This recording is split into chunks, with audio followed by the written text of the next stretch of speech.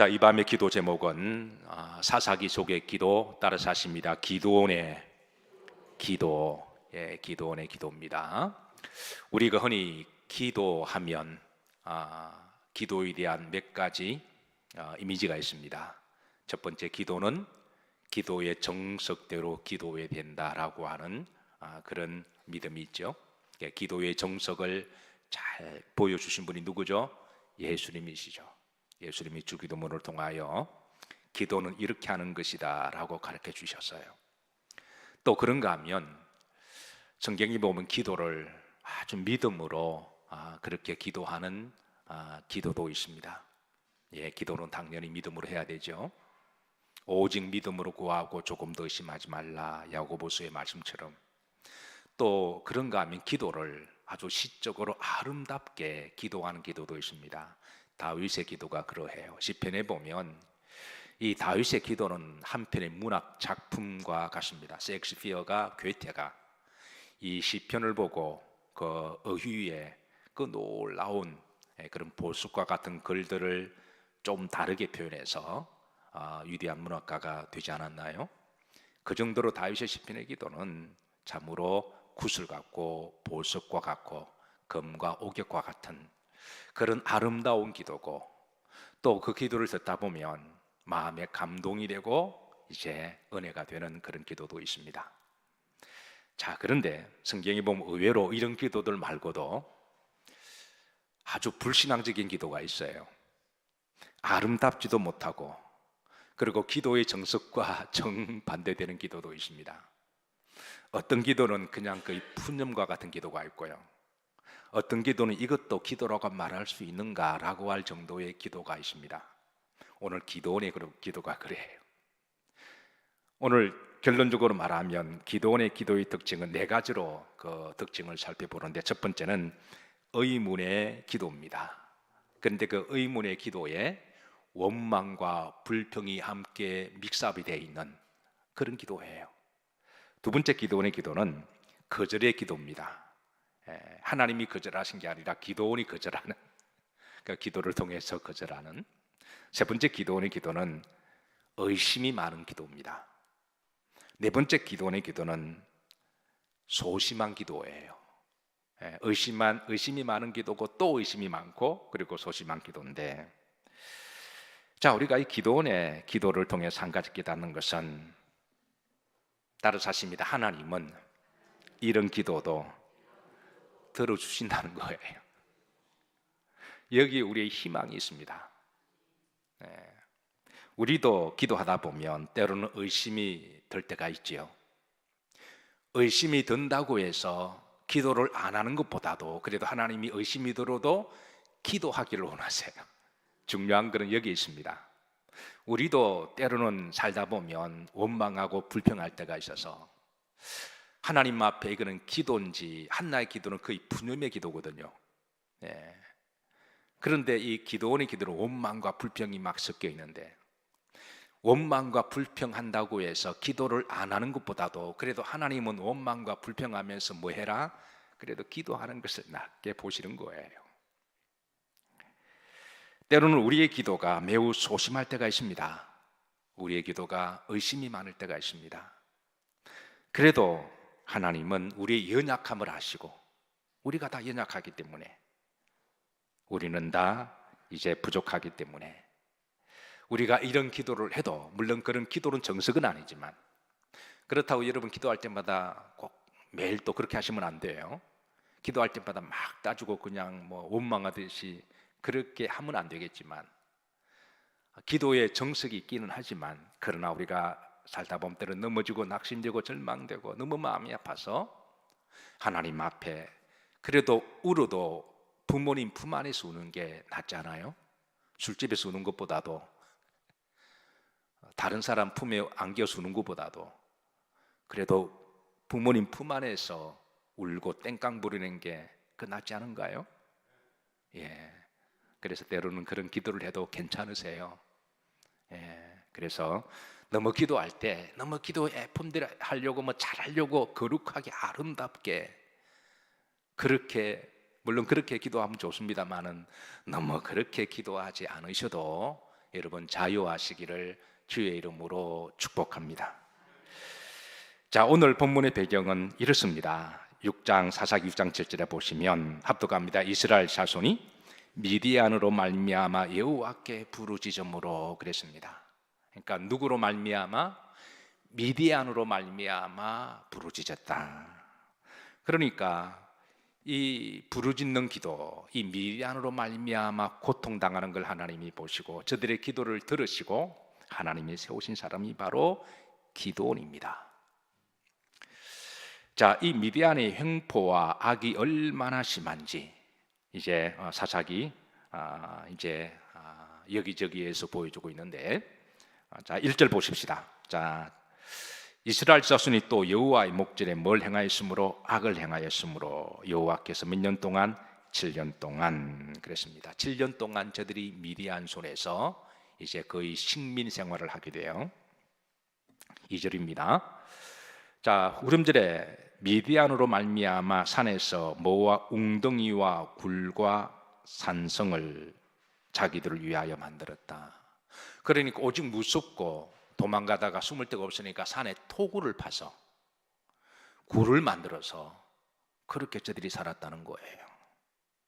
자, 그러고 나서 6장 3절에 보면 이스라엘이 파종할 때면 미디안과 아말렉과 동방 사람들이 치러 올라와서 4절에 보면 토지 소산을 다 멸하고 구름질에 먹을 것을 다 약탈해가고 뿐만 아니라 양, 소, 나귀도 남김없이 싹을 그냥 다 가져가는 5절입니다. 5절 보시면, 자, 후름질에 보시면 그들이 그 땅에 들어와 뭐 하려 하니? 멸하려 하니. 자, 그래서 6절입니다. 이스라엘이 미디안으로 말미암아 무엇이 심한지라 궁핍함이 심했다라는 거예요. 이 궁핍함은 우리가 5절까지 말했던 엄청난 궁핍함이었습니다. 그래서 저들이 이로 말미암아 후름질에 보면 여호와께 뭐 했더라?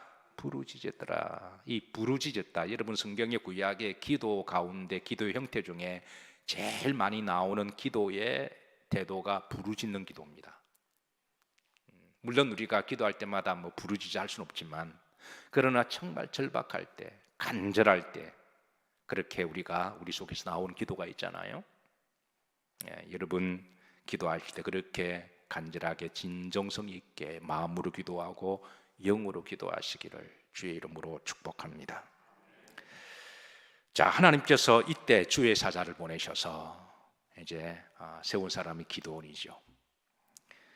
하나님께서는 기드온으로 말미암아 하나님이 너를 부르시고 너를 택해서 너를 서시겠다라고 기드온을 부르십니다. 자, 이 말을 듣고 기드온이 이제 하나님께 기도해요. 자, 이런 배경 속에서 이제 기드온이 하나님께 기도합니다. 근데 기드온의 기도가 이제 6장 13절에 보면, 자, 여기 보면 기드온의 기도 가운데 세 가지의 이제 의문을 품고 원망과 불평이 섞인 그런 기도를 해요. 자, 다 같이 한번 합독하십니다. 기드온이 그에게 대답하되, 오 나의 주여, 여호와께서 우리와 함께 계시면 어찌하여 이 모든 일이 우리에게 일어났나이까. 첫 번째 기드온의 기도는 하나님 우리와 함께 계시면 왜 이런 고난을 우리가 받아야 됩니까? 라고 하는 기도입니다. 두 번째입니다. 또 우리 조상들이 일찍 우리에게 이르기를 여호와께서 우리를 애굽에서 올라오게 하신 것이 아니냐 한 그 모든 이적이 어디 있나이까. 하나님, 우리가 7년 동안 이렇게 지금 궁핍합이 심하고 어려움을 당하는데, 아니 애굽에서는 10가지 기적을 보여주시는데 우리가 우리의 신앙의 선조로부터 우리의 부모로부터 그 10가지 기적을 들었는데 왜 이 7년 동안 이런 악을 당했을 때는 왜 이적을 보여주지 않으십니까? 그 이적이 사실인가요? 이게 어떻게 보면 기도 같기도 하고 따지는 것 같죠. 그 다음 세 번째입니다.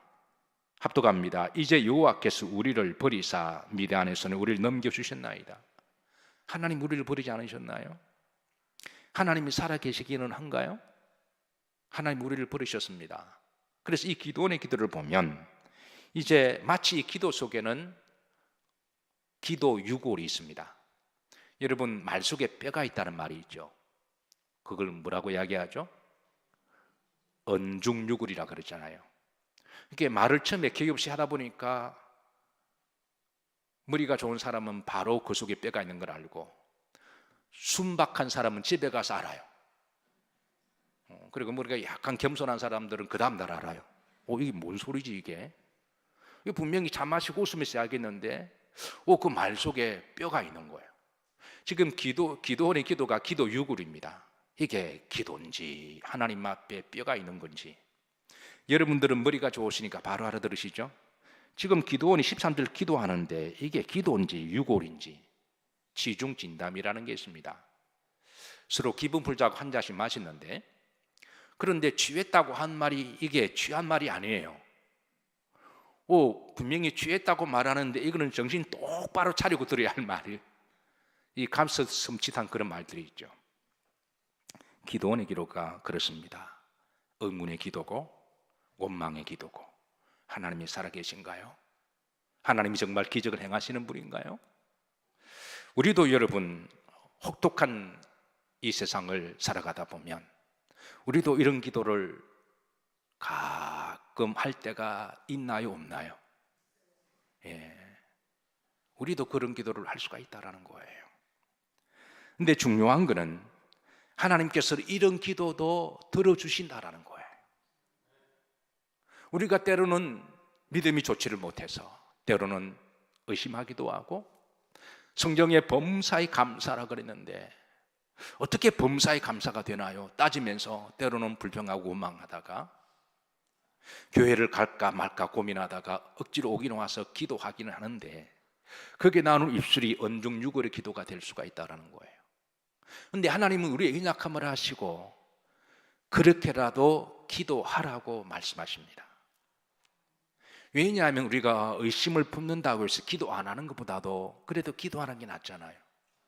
하나님이 보실 때 그렇다라는 거예요. 원망과 불평이 있어서 하나님을 아예 안 믿는 것보다도, 그래서 원망과 불평을 하면서 그래도 교회 나오는 게 훨씬 더 낫습니다. 아멘이신가요? 그렇다고 계속 그러면 또 곤란해요. 어쨌든 하나님은 이 기도원의 기도를 들으십니다. 그리고 하나님이 응답하십니다. 어떻게 말씀하시냐면 14절입니다. 합독합니다. 여호와께서 그를 향하여 이르시되 너는 가서 너의 힘으로 이스라엘을 미디안 손에서 구원하라. 내가 너를 보낸 것이 아니냐 하시니라. 이런 기도조차 들으시고 하나님이 응답하셨습니다. 후렴지로 보시면 내가 너를 보낸 게 아니냐, 이 말씀은 내가 너를 부른 게 아니냐, 내가 너를 세운 게 아니냐. 그래도 기도원이 의심도 많고 원망과 불평도 있고 믿음의 사람이 아니지만, 그래도 하나님이 그렇다고 믿음 좋은 사람만 다 세우는 하나님이 아니세요. 성경에 보면 다 믿음이 좋고 다 성품이 좋은 사람만 쓰는 하나님이 아니세요. 여러분, 성품 더럽기로 소문난 사람이 있습니다. 누굴까요? 성경에? 야곱입니다. 근데 그런 야곱도 하나님이 서셨다면 여러분처럼 성격 좋은 분 안 서실 이유가 없으시잖아요. 옆 사람 보시면서 하나님은 당신도 서십니다. 인사 한번 하시죠.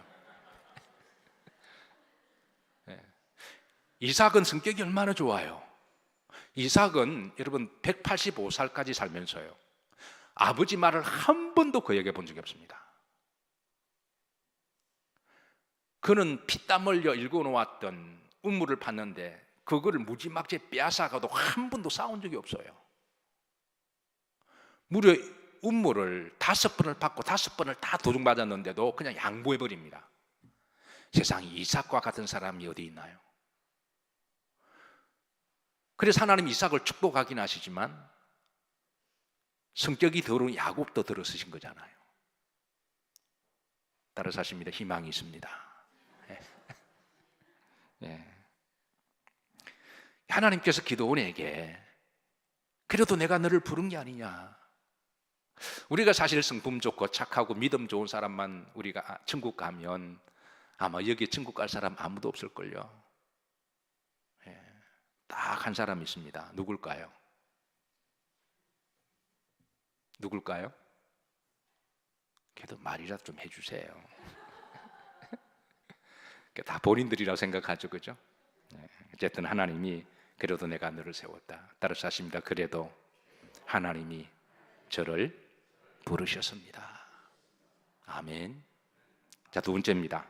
기도원의 기도인데요, 거절의 기도입니다. 15절입니다. 합독합니다. 그러나 기도원이 그에게 대답하되 오 주여, 내가 무엇으로 이스라엘을 구원하리까? 보소서, 나의 집은 므낫세 중에 극히 약하고 나는 내 아버지 집에 가장 작은 자니이다.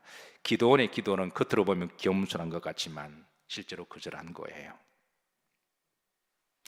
우리도 기도하다 보면 하나님 앞에 거절의 기도를 자주 합니다. 가령 목사가 강단에서 이제 여러분들이 기도 제목을 드리잖아요. 사실 설교가 다 여러분들의 기도 제목입니다. 우리 뭘 합시다 그러면 기도할 때는 나는 그것만은 할 수가 없어요. 지난주에 말씀 제목이 우리가 용서하자 그랬잖아요.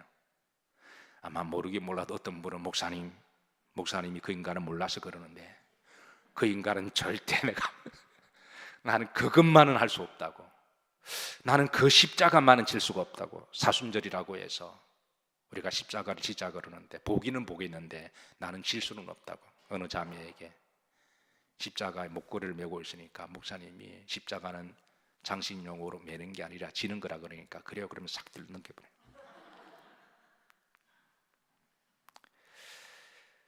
그것만은 내가 할 수 없다고. 우리 기도 속에 그걸 많이 하잖아요. 그 고난의 잔을 나는 마실 수가 없다고. 그런데 여러분, 주님도 이런 기도를 하셨어요. 그 고난의 잔이 너무나 아프고 무거워서 이 잔이 내게 그냥 지나가기를 원합니다. 근데 중요한 거는 주님은 그 다음에 기도가 중요합니다. 따라서 하십니다. 내 뜻대로 하지 마옵시고 아버지 뜻대로 하옵소서. 그러니까 우리의 기도가 처음에 하나님께 거절하고 그것만은 내가 포기할 수가 없고, 아브라함에게 하나님이 이삭을 바쳐라 그랬을 때 아브라함이 3일 동안 아무 말도 안 했다 그랬거든요. 그 3일 동안 식음을 전폐하면서 하나님 앞에 침묵의 기도를 어떻게 했을까요? 하나님, 차라리 내 나이가 지금 이제 100세인데 나를 데려가시지 이 하나밖에 없는 아들만은, 그렇게 기도하지 않았을까요? 중요한 것은 3일 동안에 무수한 침묵의 기도를 하나님께 드리다가, 그리고 내 원대로가 아니라 하나님의 뜻대로 그렇게 해서 하나님 앞에 번제를 드릴 때에 나중에는 하나님이 이삭도 살려주시고 하나님이 또 아브라함을 믿음의 조상으로 다시 세우십니다. 마태복음 20장 39절 보십시다. 여기 보시면 예수님의 기도입니다. 합독합니다. 조금 나아가사 얼굴을 땅에 대시고 엎드려 기도하여 이르시되 내 아버지여, 만일 할만하시거든 이 잔을 내게서 지나가게 하옵소서. 그러나 여기에는 약간 좀 뜸을 줘야 돼요. 이 그러나 사이에 우리가 번민하고 고통하는 시간도 좀 가져야 됩니다. 그래야 좀 진정성이 있죠. 그러나 아버지여, 내 원대로 하지 마옵시고 아버지 원대로 하옵소서. 저는 여러분들의 기도가 이렇게 나아가시기를 주의 이름으로 축복합니다. 어쨌든 기도원의 기도가 아직까지 믿음 없는 기도니까, 의심이 많은 사람이니까, 원망과 불평하는 사람이어서 기도원의 기도는 나는 할 수 없습니다, 거기에서 딱 냈지, 그까지 딱 마무리해버려요. 나는 못합니다. 그때 하나님 주신 응답입니다. 16절입니다. 합독합니다. 여호와께서 그에게 이르시되 내가 반드시 너와 함께 하리니 내가 믿은 사람 치기를 한 사람 치듯 하리라 하시니라. 따라서 하십니다. 내가 너와 함께 하리라. 근데 여기에 부사 하나 더 넣습니다. 반드시입니다. 성경에 보면 내가 너와 함께 한다는 말씀이 많이 나오거든요. 근데 이게 함께 한다는 말을 강조하게 해서 부사를 넣는 경우는 많지 않아요. 그러니까 기도원의 그 의심 많고 원망과 불평하는 걸 그 성향을 아시고 하나님이 한 번 더 강조하신 거예요. 내가 반드시 너와 함께 한다. 사랑하는 성도 여러분, 하나님이 함께 하시면 되는 것 아닌가요?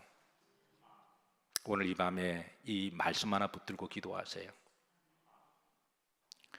저는 세상에서 가장 큰 응답은 하나님이 나와 함께 하시는 것이다. 저는 이 응답이라고 믿습니다. 하나님이 기드온에게 미디안과 싸우라 그러면서 큰 무기를 막 제공해주고 군사들을 용병들을 막 붙여줄 것보다도 하나님이 함께 하시면 되는 거잖아요. 아무리 돈을 주고 이렇게 슈퍼맨처럼 혼자 막 날아다니는 능력 주시는 것보다도 하나님이 함께 하시면 되는 거잖아요. 저는 이 세상에서 가장 큰 힘은 하나님이 나와 함께 하시는 것인 줄로 믿습니다. 이 세상에서 가장 큰 축복은 따라서 하십니다. 하나님이 나와 함께 하는 겁니다. 여러분, 그게 가장 큰 축복이죠. 어떠세요? 여러분들이 말하는 축복은 현찰이 많이 들어오고, 아니면 내가 세상에 성공하고, 그리고 내 질병이 다 고침을 받고, 그런 것들이 축복의 본질이라고 생각하시나요? 내 자식들이 잘 되고 오래 살고. 축복의 본질은 하나님이 나와 함께 하시는 겁니다. 오늘 이 밤에 이 말씀 붙들고 기도하시기를 바랍니다. 자, 세 번째 기도원의 기도는 의심 많은 기도입니다.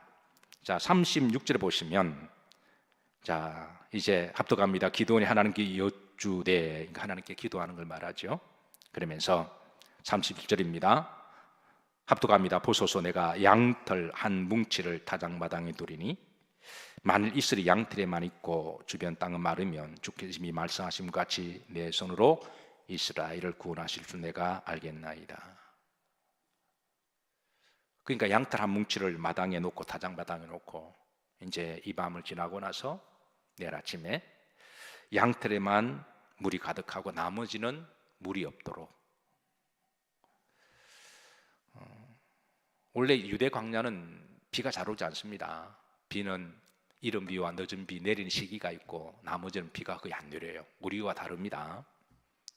그런데 비가 안 내리는 그런 지형에서, 그 광야에서 양털에게만 물이 흥건히 고여 있는 것을 보면 내가 이제 의심하지 않고 하나님이 하신 것이다 라고 그렇게 이제 기도한 것이죠.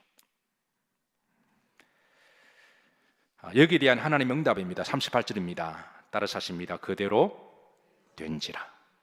그 다음날 보니까 양털에만 물이 고여있고 나머지는 뽀송뽀송해요. 자, 네 번째 기도원의 기도입니다. 또 의심하는 기도입니다. 39절인데요. 합독합니다. 기도원이 또 하나님께 주되 주여 내게 노하지 마옵소서. 내가 이번만 말하리이다 구하옵나니 내가 이번만 양털로 시험하게 하소서. 원하건대 양털만 마르고 그 주변 땅에는 다 이슬이 없게 있게 하소서.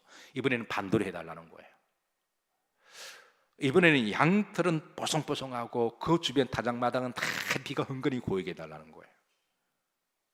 아마 여기에서 기도원의 심리를 우리가 잘 읽을 수가 있는데요, 아마 기도원은 여기서 우연일치가 아닌가 생각이 든 것 같아요.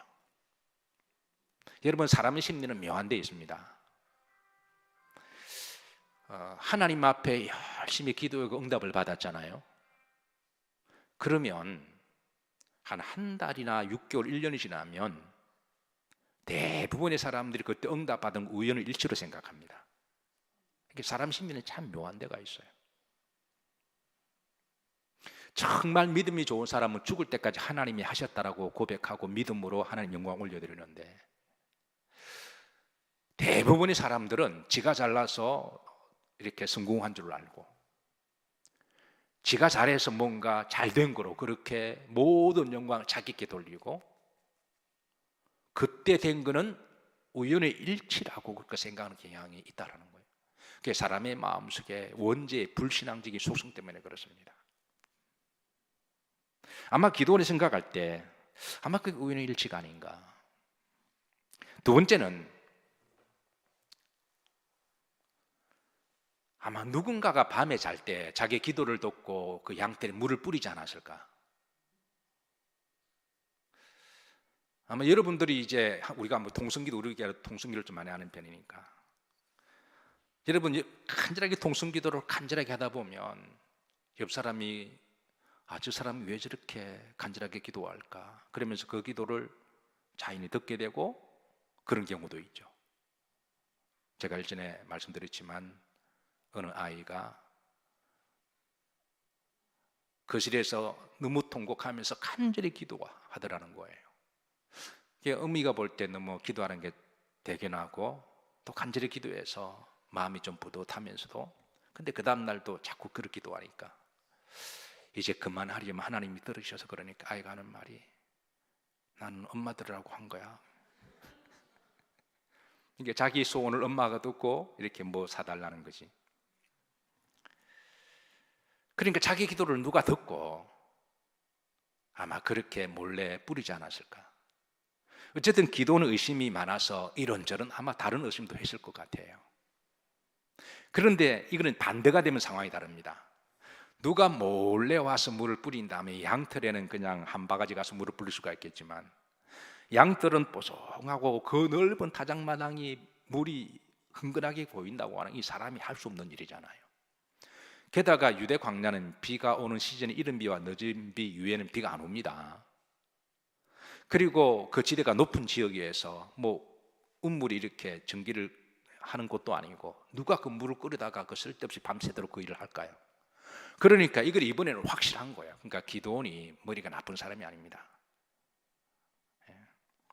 그래서 이번에는 주여 노하지 마소서, 내가 이번 한 번만 시험하리다. 성경에 보면 하나님이 시험 당하는 것을 별로 좋아하지 않으세요. 그런데도 하나님은 우리 이 불신앙과 시험도 하나님이 그래도 그 기도를 들으시고 응답하실 때가 있다는 거예요. 그래서 여기에 대해서 하나님의 답변입니다. 40절입니다. 합독합니다. 그 밤에 하나님이 그대로 행하시니 곧 양털만 마르고 그 주변 땅에는 다 이슬이 있었더라. 자, 이제서야 기도는 이제 하나님이 살아계시고 함께 하신다는 것을 확신하게 됩니다. 사실 기도는 성격적으로 매우 소심한 사람이었어요. 시간이 나면 이 기도원의 캐릭터를, 어떤 캐릭터인가를 우리가 조금 더 상세히 연구해 보면 이 사람은 굉장히 부정적이면서도 소심한 사람입니다. 의심도 많고 소심하고.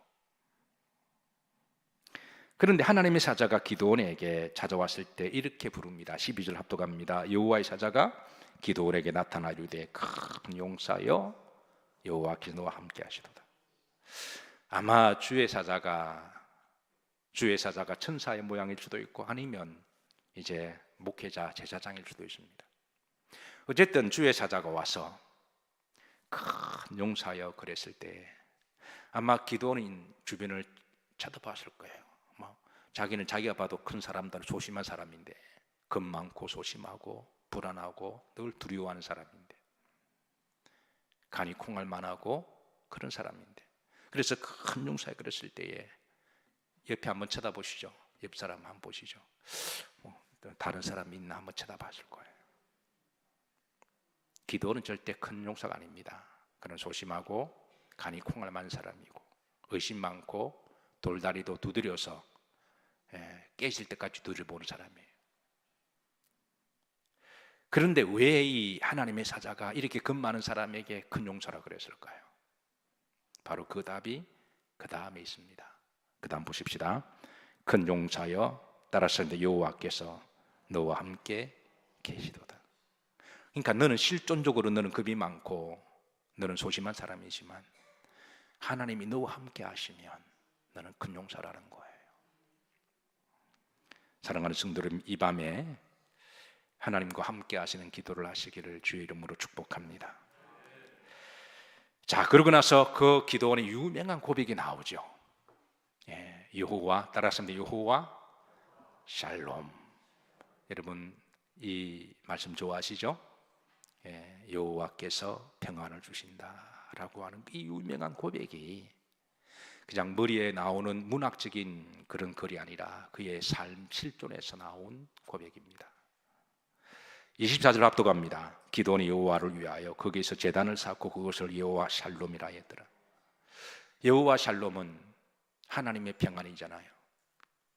그러니까 기도원이 그동안 7년 동안에 미디안이 무지막지한 게릴라 같은 특전사 같은 이들이 찾아와서 7년 동안에 얼마나 괴롭히고 겁주고 약탈하고 죽이고 그랬으면 얼마나 겁이 많고 두려웠을까요? 그래서 늘 불안하고 가슴이 두근두근거리고 절렁 내려앉기도 하고, 어떨 때는 가슴이 너무 아파서 숨을 제대로 쉬지 못하고 자다가도 벌떡벌떡 일어났던 그의 이 불안한 세월 가운데 마침내 하나님이 나와 함께 하신다고 하는 이 믿음이 기도원을 평안하게 만들었습니다. 세상은 참 우리를 불안하게 만드는 거예요. 그리고 정말 야곱이 라반과 같은 모진 사람 만나게 되면 세상 사람들이 다 무섭고 사람에 대한 기피증이 생기고, 그래서 불안해서 어떤 사람 폐쇄 공포증에 갇히기도 하고, 세상은 우리를 불안하게 만들고 두렵게 만드는 곳이라면, 저는 여러분 불안하고 두려울수록 교회에 오셔서 하나님 품 안에서 기도하시고 성령 충만함 받으시고 평안의 복을 누리시기를 주의 이름으로 축복합니다. 여호와 샬롬이라 하였더라. 다시 하나님이 16절 말씀을 주십니다.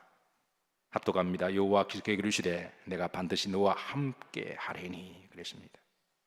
그러고 나서 내가 미디안 사람 치기를 한 사람 치듯 하리라. 이제 하나님이 함께 하시고 내 기도 들었으니 충분한 기도를 했고 응답을 받았고, 이제는 우리가 충분히 기도했다면 그 다음은 결단을 내려야 되는 거잖아요. 그리고 결단을 내렸으면 목숨 걸고 싸우는 것도 믿음입니다. 제가 늘 강조하지만 기도하는 것이 믿음이라면 결단을 내리는 것도 믿음이고, 그리고 행동하는 것도 노력하는 것도 믿음이에요. 만약에 기도원이 여기까지 하나님이 함께 하시고 응답하셨고 그랬는데 결단을 내리지 못하고 주저주저 거렸다면 그런 큰일을 할 수가 없습니다.